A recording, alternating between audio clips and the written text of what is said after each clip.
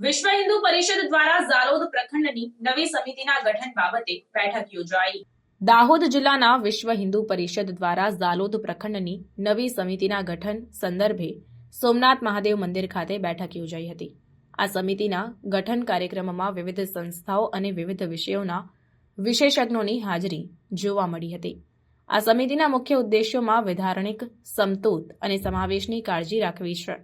સમિતિના સભ્યોને આ બાબતે માર્ગદર્શન આપવું અને સમાજના દરેક વર્ગને સાથે રાખીને વિકાસ કાર્યો કરવાનું છે। સમિતિની સ્થાપનાના અવસરે વિવિધ સંસ્થાઓના પ્રતિનિધિઓ અને વિષય વિશેષજ્ઞોએ પોતાના વિચારો અને સૂચનો રજૂ કર્યા। આ કાર્યક્રમમાં સામેલ થયેલા મહાનુભાવો દ્વારા સમિતિના કાર્યક્ષેત્ર અને ઉદ્દેશ્યો પર ચર્ચા કરવામાં આવી હતી। વિશ્વ હિન્દુ પરિષદના પ્રમુખે જણાવ્યું કે સમિતિના માધ્યમથી ઝાલોદ પ્રખંડમાં સામાજિક અને શૈક્ષણિક વિકાસને પ્રોત્સાહન મળશે।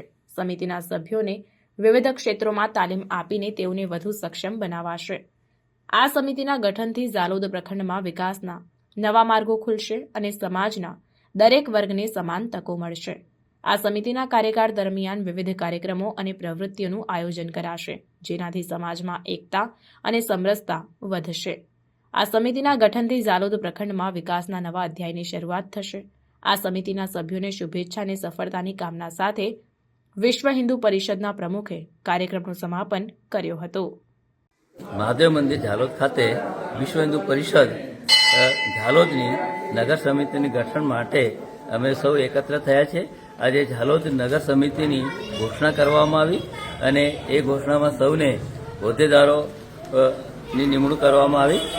વિશ્વ હિન્દુ પરિષદ પંચમહાલ વિભાગ સહમંત્રી કિરણસિંહ ચાવડા। જય શ્રી રામ।